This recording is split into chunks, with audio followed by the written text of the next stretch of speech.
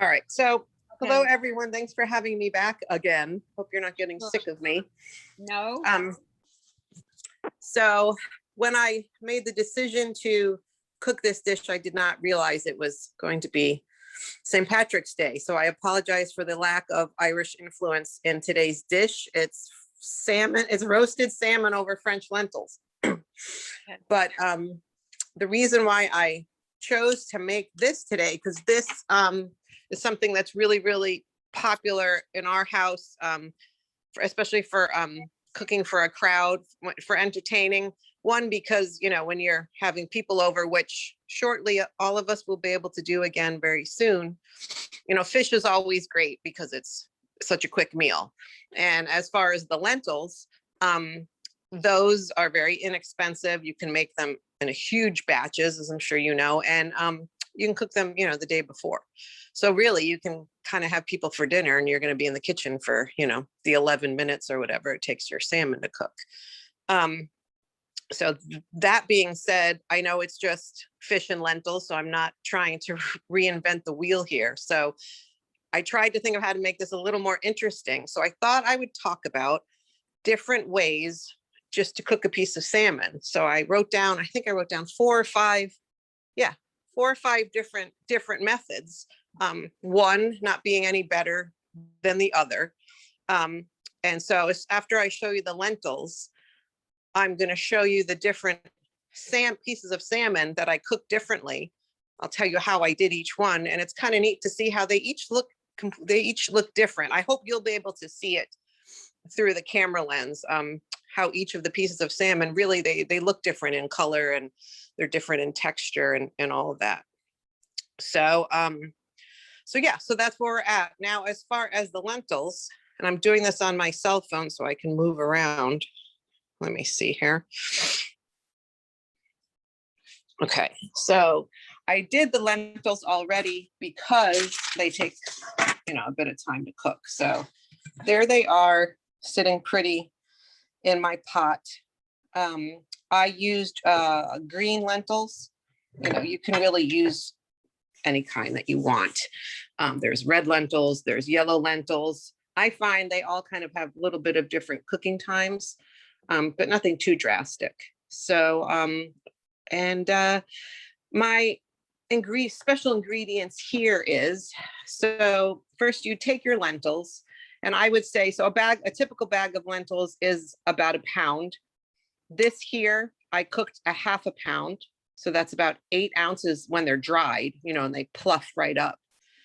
This could easily serve 6 to 8 people, just this pot of a 1/2 pound of lentils. The ingredients are as follows. I chop up some onions and some carrots, and I put them in the pot with a little bit of olive oil, extra virgin olive oil, or any olive oil, any oil you like to cook with, and kind of slowly brown them up. I also usually add leeks, and I find that is like the most important ingredient in these lentils if you have them. I did not have them, so I did not put them in, but it really, really makes a really awesome flavor if you can get your hands on some leeks. So I kind of cooked that vegetable down a little bit. And then another secret I put in there is a couple tablespoons of tomato paste. And that's what you see gives it that a little bit of an orangey ready hue there. And then I put in some fresh herbs or dried herbs, whatever you have. I like to use thyme in this, but you could use, you know, rosemary or, you know, other dried oregano, you know, really anything that you like. And once all that is in there, then you can add your lentils. Now, what I did to prepare the lentils, which I probably should have begun with, was, let me flip this around. I'm going to check our salmon over here because I hear it beeping. I take the lentils and put them in a strainer, you know, and you kind of pick through them for any stones. I rinse them in water and I put them in a bowl, a heat-proof bowl. And I boil a tea kettle and I pour boiling water over the lentils so they're nice and covered. And I just kind of let it sit there for 10 or 15 minutes. while I do the other prep, while I cut up the carrots, and I forgot celery, the onions, the carrots, the celery, and the leeks. When I'm chopping that, my lentils are soaking in the water. And so then when my vegetables are in the pot with the oil and the tomato paste, I drain the lentils and then I throw them back in the pot. So they've already started to soften, and that's going to shorten our cooking time up a bit. And then I add liquid. You can add water. I had vegetable stock, so I added vegetable stock. You could add chicken stock, whatever you have. Of course, a stock is going to flavor a little bit more, but at the end, we're going to salt and pepper this anyway. So if you just want to use water, I would say do that. And I would say as a ratio for every 8 ounces or half a pound of lentils, you probably need about 1.5 cups to 2 cups of liquid. Once the liquid is in there, you can throw in a bay leaf if you have that. Bring it up to a boil and then back down to a simmer. Cover it, but not tightly. And I just kind of let it cook low there for about 20 minutes. But keep an eye on it, because sometimes if your liquid is not enough, you don't want things to stick and to burn. And you could just keep adding your liquid as you go along, as it softens up, and then taste it, because everyone likes their lentils in a different way. I like mine with a little bit of a bite on them, like that little al dente, but you can cook them longer and get a really super soft texture out of them. And I think you can see with mine here, they're still really in solid pieces, but they're still very soft. And this is going to be the bed that we put the salmon on.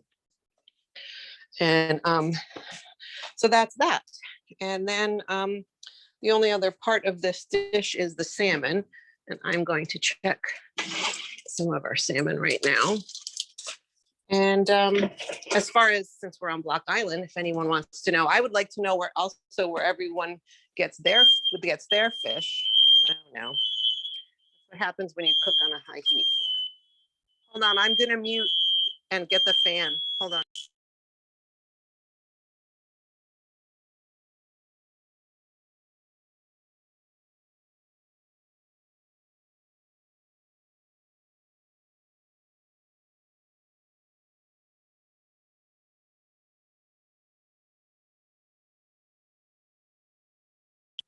I think we're clear. I'm in a new residence, and every time I cook, and I cook a lot at very high heat, I keep setting the fire alarm. The neighbors must think I'm a crazy person, because I have a feeling they can hear it outside. Anyhow, back to the salmon. I have been getting fish from the Ferry Wharf. I can't even remember. It's the fish store that is right by the ferry in Point Judith. I call them Ferry Wharf Fish Market, I think it's called. And I've been really happy with the fish. They stick it on the ferry and it'll just come over, later that day. I'm sure there's a bunch of other places. I just don't know them. And I tried their fish once when I was on the mainland and liked it. So that's where this salmon is from, and that's where I've been getting my fish. So what I did is last night I defrosted the salmon, because I had gotten it a few days ago, overnight. And that's a big tip. I don't know how everyone else does it. I always recommend when you defrost your fish, take it out of any wrapping, whether it's in the paper or plastic, and I let it open to the air on a plate in the fridge overnight, and it kind of gets it nice, dries it out nicely. And I feel like that gives you a really flaky fish when you cut it. Sometimes it'll just kind of get all slimy and mushy if you leave it in the plastic. It's kind of an extra step, and it makes an extra, an extra plate to clean, but I think it's worth it. So that's what I did. So I took 2 pounds of salmon and I cut it into 3 different pieces to show you and talk about the different methods. So I am going to flip this around. So one method is poaching. So here's my poached salmon. And the poached salmon gets a really light whitish color. I have a feeling you guys are not going to be able to see this. but I'm still going to put them all next to each other on a cookie tray. So there's my poaching liquid. As you can see, when I poach, and I'd be curious also when I'm done talking to see what everyone else does, I do not cover the fish. I kind of bring it up till 3/4 of the side with my liquid, which I'll talk about in a second. I don't want to cover it. So let's put that over here, and then we'll compare that in a minute to the other ones. So in my poaching liquid, this is some water and some white wine and some herbs. Now I didn't have any fresh herbs, so I had some dried dill. So I put some dill in there and some salt and pepper. And that was it. You know, you can put all kinds of fun, fresh, you know, bouquets of fresh herbs and throw it in there. I don't usually put any citrus in my poaching liquid. I save the citrus to hit the fish afterwards. But really, it's just super easy. You know, you put your liquid in there, stick your piece of fish right in there. I put it I put a top on it, and I bring it up to a simmer, and then let it go. And just make sure you're not boiling it. You don't want to boil it. You just want to keep it down to a simmer, and that will go for around 5 or 10 minutes. And it's really hard, I find, to make recommendations on how long to cook fish, because I'm sure everyone has their methods. You know, the flake test, where you take a fork and you can see if it flakes. Or if you want to be really exact, some people cook very exact. You like measurements. You can stick a thermometer, you know, just one of these little meat thermometers in. And depending on how you like things cooked, you know, I would say you keep sticking the thermometer in and get it up to 125, 130 degrees. And then when you take it out, it'll go up a little bit from there. Unless you like it rare, around 120 would be really a rare to medium rare piece of fish. So that's your poaching. And then there are a couple different ways to roast it. And one is just nice high heat, 450 degrees, 5 to 10 minutes or longer, depending on the thickness of your fish. Now this fish was super thick, so this took me at 450 degrees. This took about 12 minutes. It's sticking here. Try to get it out. And I don't know if you're going to be able to see this from where you are, but the color, yeah, it doesn't look much different on the camera. The color of this roasted one is different than this. The poached one is much whiter. You can't really tell. They look exactly the same on the camera. But trust me, this one is a deeper color. And before I roasted, I rubbed it with oil and salt and pepper. Today I used avocado oil, just because my nice little olive oil container was empty and I was being lazy to go get my big jug of olive oil and fill it. So I just used the avocado. So the other method, let me turn this off, which is really super interesting, is a slow roasted salmon. And that's what this one was. You do the same preparation, you know, oil, salt, and pepper.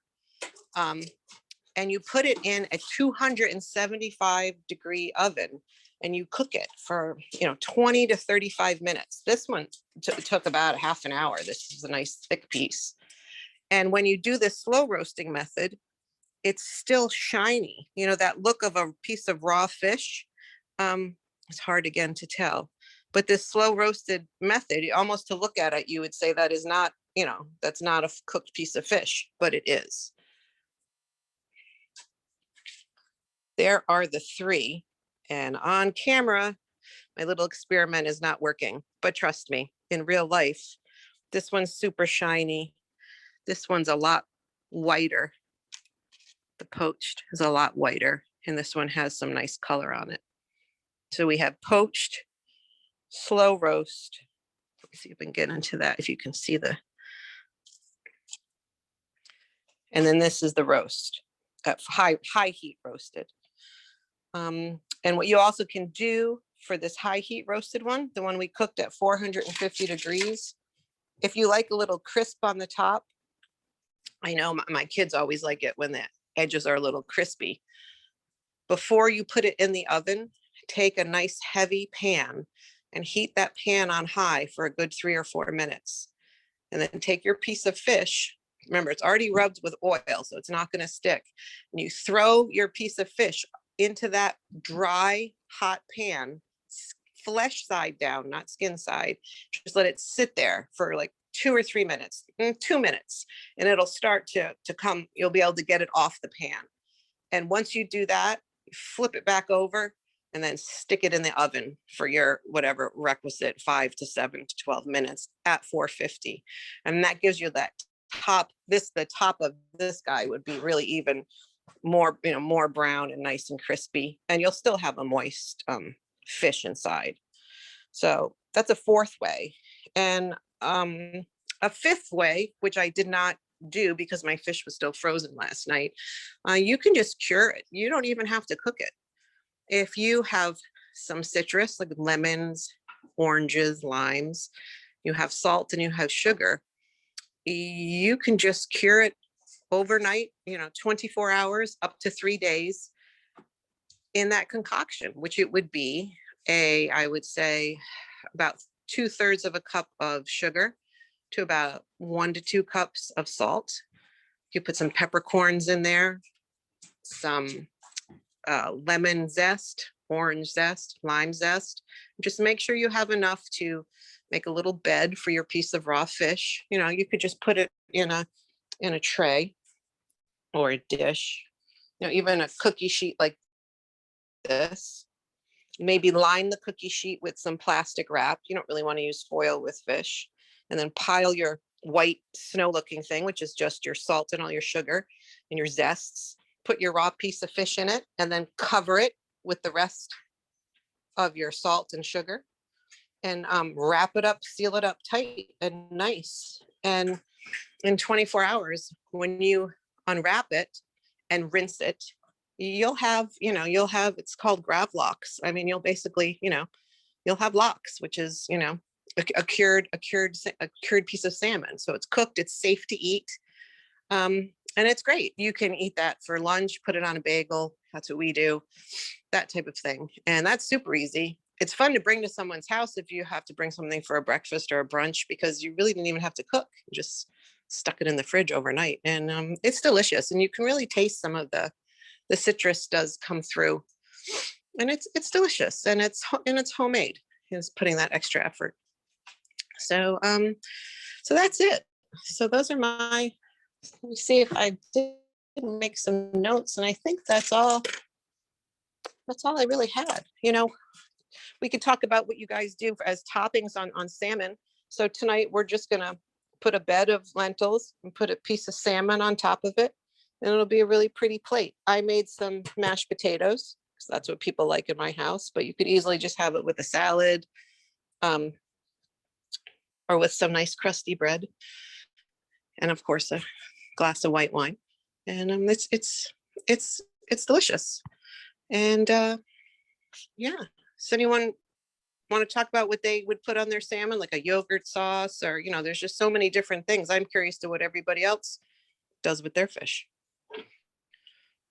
Anybody? Actually, I cook it another way as well, which is very Awesome. simple. When I'm lazy and I don't have when I have about 4 minutes, I take a piece of salmon and I put it in like a Corningware dish that has a cover. I add a little liquid water usually, or wine, white wine, and I sprinkle, what is it? What's that? So the powder, the spice that is specifically for fish. I can't think of what Old Bay. Old Bay. Bay. That's it. Yes. Old Bay, lots of Old Bay. I put the cover on, I stick it in the microwave for about 3 minutes, and it's delicious. That's brilliant. And it's so simple. Well, we moved here from Maryland, so Old Bay is super popular down there. Yeah. I just made it the other night, and I made it the other night with a little piece of salmon for the two of us, and put a whole lot of Old Bay on it, and just the liquid was water. Yeah. And nuked it for 4 minutes, and it was fine. It was wonderful. Wow, that's good to know. Yeah. Awesome. But I'd love to hear about what people put on a sauce, because my husband happens to like sauces. Not me. I like it plain, but he likes sauces. So I've done tartar sauce, but that's terrifically fattening and unhealthy. But that's why he likes it. That's why he likes it. Well, I've done a tartar sauce like, I've done it with yogurt, with some yogurt and some garlic and lemon juice and some dill. And that's especially good on the poached salmon. And also you can even eat that, with cold poached salmon with the yogurt sauce on. Yeah, I mean, that's good. Sometimes I'll put a little bit of pesto on top of the salmon. Oh, good too. That's fun. Yeah, it's good. Maybe throw some cherry tomatoes to cut up on top of it and have it with some rice or pasta or potatoes. Okay, yeah, that sounds good. I have a recipe that I got from Dorothy McCluskey, and you marinate it for about a half an hour, and it's some olive oil, some balsamic vinegar, Dijon mustard, and a little maple syrup. And sometimes I'm actually out in Oregon right now, which is like the salmon capital. Right? Like when the fishing season opens, my husband, who's piloting ships into the Columbia, said there's thousands of little boats he's got to get through. This just, everybody has some. We went to a wedding, and it was how at weddings they have the tiered candy display, where you get little pieces of candy or cake, and this was all salmon. It was like smoked and ranch and Cajun, and it's amazing how many different ways they do it. But usually when I'm cooking salmon, my husband just likes it plain. So I'm glad to know your poached recipe. But I do like the one with the balsamic and the maple syrup and the little Dijon mustard. Anyway, that sounds delicious. I bet the sugars and the maple syrup probably make like a nice crispy little crust on that. That sounds really good. Yeah, it's nice. Anyway, there's a million ways to do salmon. There is. Yeah. Anybody else? I could keep going. I could go on and on with different sauces for the salmon. I have I'm in my limited salmon cooking experience. I really enjoy it, and it's super easy to cook it with like lemon and ginger. I don't know if that's like a common thing, but I don't know. That's like the recipe I usually find easily. That's delicious. So are you putting a little Asian spin on it? Do you ever put soy sauce or fish sauce? Anything like that? Lime juice? See, my daughter would be more about all these, like what I think of as exotic ingredients. For me, ginger and garlic was like, and lemon juice was like all I needed. But she has me order all the extra things and done different things. But yeah, I guess it kind of is an Asian theme. But yeah, you can make it over and put that on rice. Yeah. Have Stella make you like one of those rice bowls and do it with the salmon. I know. I'm always trying to convince her to cook. And when it works, it works. That's great. What does anyone do you guys ladies have your favorite places to get fish here, when it's not the summer season? Where's everyone? Are you getting it on the ferry? Are you going on the mainland to somewhere specific? I find that when I have gone to the big, it's pretty I've been pretty lucky, or they have a good selection. I like the butcher there. And so when I am in the mood, which isn't like all the time, but I think the fish market you're talking about is also a great one in Narragansett, where we would go. But isn't there also, can't one go to Finn's and get? When we were here still last summer, during the season, he closed early. I think it was end of September when he closed up. I heard there was somewhere there was a fish market in Westerly that I think you can get fish put on the plane and flown over, but I don't know. I would have to Google it. I don't know the name of it. Mhm. Mhm.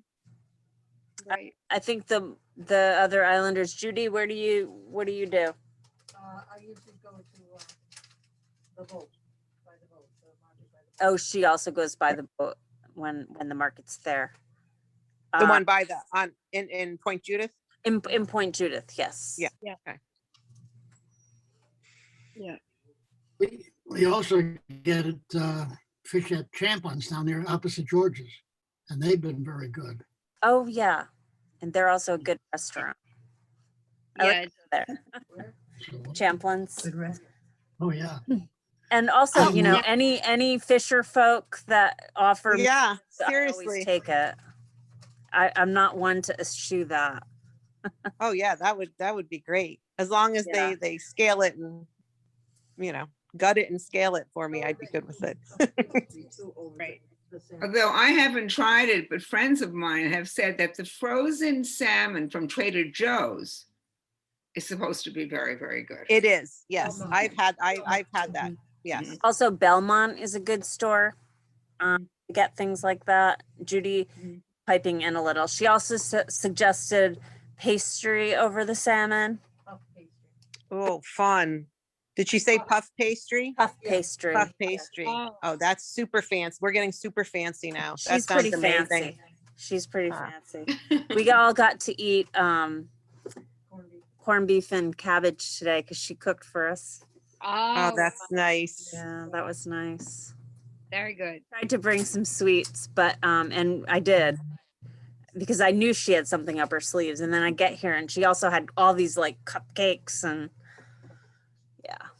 I don't know Oh, how you guys get any work done over there. You guys are always eating. It sounds fun. yeah. Yeah, I'm They like, I don't know either. But I we think- do. We do. They know how to work. They keep Yeah. themselves sustained. Think Yeah. They have the secret. Yeah, I mean, we eat when we're hungry, but we keep working. We don't actually really take a break. Be like, Eat and work, eat and work. Right. exactly. Good. Exactly.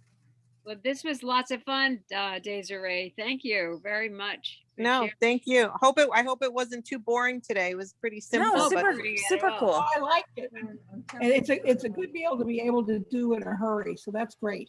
Thank you. Yeah. It is. Yeah, it's Thank you, definitely thank like a you. practical also, but it was interesting to see that how you did it several different ways. That was kind of unique. I know. I really wish you could see the, saute. I wish like, you I've- could see the differences, but yeah, Yeah. And then, now I have tons of salmon. So now there's tons of things you can do with that as leftovers, Right. So, I mean, so you guys can, I could go on and on. I think Also, I'm I gonna really- make salmon cakes. Salmon cake sounds good. Ooh, Yeah, Yeah. I really like lentils too, and I don't always think of them. So I'm gonna buy some next time I'm at the store because they're so good for you. They're My super daughter you know? Stella recently made a curry lentil and it was like the Mm. best one she's ever done. And so obviously I'm just like one step removed and I'm not the one, but it was so amazing. And I was just like, and she was even like, whoa, this one was really good. So Mm. there's a lot of different ways one can eat lentils. There is, Not even just with like this, the with this soup. dish. Yeah, with this dish tonight, like tomorrow, you can just fill the pot up with more vegetable or chicken broth and make it into a soup, put some chunks of carrots or, anything in that, chunks of potatoes and bring it to a boil. And then you'd have a completely different meal. That's right. Yeah. Very good. I'm curious as to what, Desiree, what you might be doing with your cooking on the island at some point, because it sounds So like you're brewing ideas. I am. Yes, I am. And I have a potential actually first clients of a really super small wedding. Cool. Of like 10 people to be a personal chef for them. I'm trying to, price things out. It's really hard being Yeah. new here and like figuring out how much, because it's so different to get things sent to the island and being extra organized because I can't just jump in the car and run to the store. Mhm. So I'm Well, kind if of you in need the any midst of doing that. samplers, All right, yes. And maybe some we'll be taste totally testing. honest. Lots of right. tasters. You could have lots of tasters. Yep. I know. Well, I hope once we're all vaccinated, we can start doing this together so we can taste each other's food. That would be Or at fun. least smell it. I know. I know. I know. So feel I'll that. keep everyone posted if I decide to jump in with both feet. But right now I'm just on the edge trying to Yeah, no, that's good. see. Just do a little and get your what Yeah. your Feet wet. Is your feet is your on the house floor. I don't know. I'm just making is your Foot on is the your current ground. oh sorry your sea is your current legs, your land legs. I don't know. is your current housing long term? It is not. We are here until May and then we move again. This will be our fourth time. We move again over down by Center Road and we'll be there for a full year, however. Nice. So yeah. So The then thing we- about moving is you don't collect a bunch of junk, right? well, I am noticing that, and I can't even believe what I collect just being somewhere for a few months. And then, you know, Yeah. you still have those junk drawers and yeah, it's great. You just dump out the junk drawer and start over in the next house. Well, thank you again. Thank you. Thank Jason. you, Susanna. Just- Thank you. Okay. See, Thank see you. you. And I'm Thank gonna you, everyone.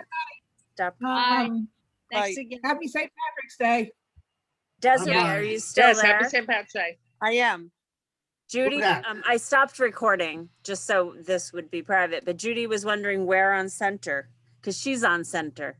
She's on Center. So I am at Center. We're going to be at Center Road Apartments. It's Arnie Flagg is the owner of the house. You know what? I was gonna ask you that. I just somehow knew. I intuited.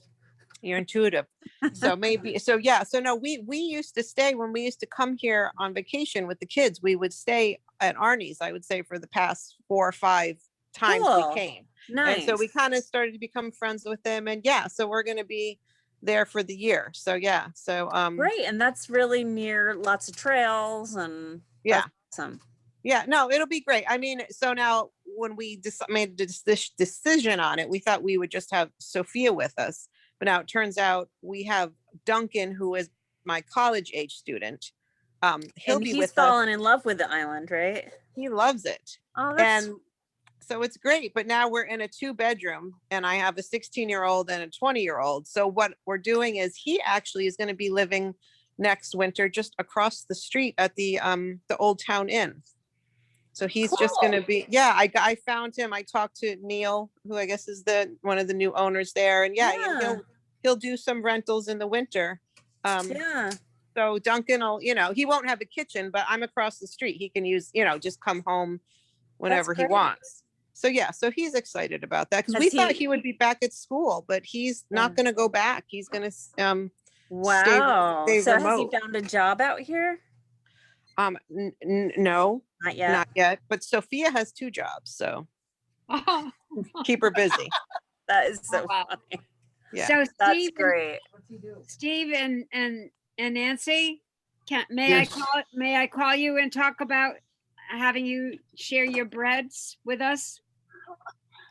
I'll give some thought to how I could possibly do it with all the risings, and it's a long process, She just wants to see but if you we can. can talk about it, yes. Okay, I'll give you a call, okay? Thank Yep. you. You Good. could also do something something else if that's where you end up in your thought process. But Yeah, it might be a different good. bread that's shorter. yeah. His English muffin bread is absolutely fabulous. Oh. Yeah. So Wow. yeah, keep that in Thank mind, you. Steve. That's a great idea. Okay, I will, we'll have a We'll all be conversation. knocking on your door after. Where Yeah. can I have some bread, please? All right. Well, thank Okay. you everyone Take for care, everyone. coming. Bye-bye. Thanks. Have Bye-bye. a great day. Happy St. Patrick's. uh,